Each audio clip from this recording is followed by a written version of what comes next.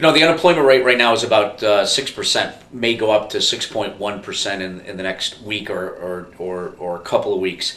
That means that 94% of Americans are working. There's a significant influx of people into the workforce, a lot right now due to layoffs and closures, especially in the financial industry. And there's people coming into the workforce in pretty significant numbers. However, if you go on major aggregators like Simply Hired or Indeed, and you look at the number of jobs that are posted, that only represents a number, a percentage of all the jobs that are actually available. I mean, if one could aggregate all of the jobs that are posted on company websites that are not posted to a job board somewhere, those numbers grow exponentially. So I think there's a big disconnect in between layoffs, company closures, company downsizing, and the actual need for people in the country, which greatly, exponentially outstrips the number of people that are either have been recently laid off, will be laid off, or the number of people that are employed right now. There is still, and there will continue to be, simply because of the shortage of people, a huge supply and demand issue.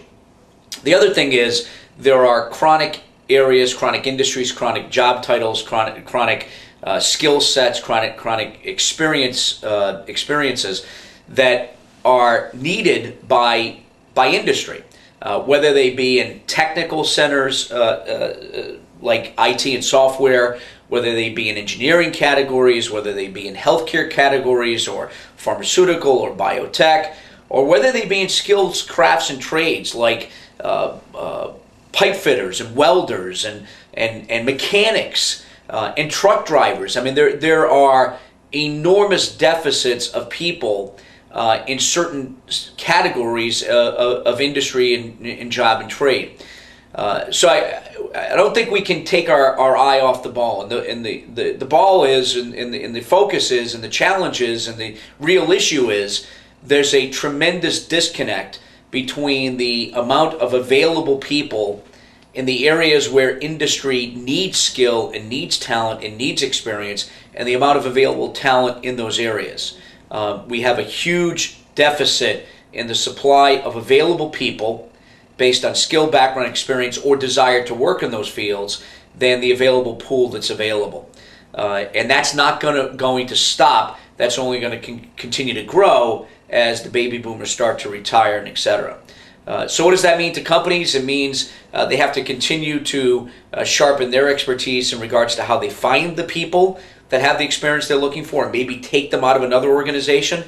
But I also suggest it means that we have to look more at things like mentoring and training and developing our own talent pools, which the healthcare industry has kind of been bouncing around in the last 10 or 15 years, but really has not made an all-out concerted effort to fix the impending problem and the impending doom, which is still there, which is who's going to fill these skilled labor jobs, or these jobs that are available need to be filled by somebody in the next 5 to 10 years when the pool is not there.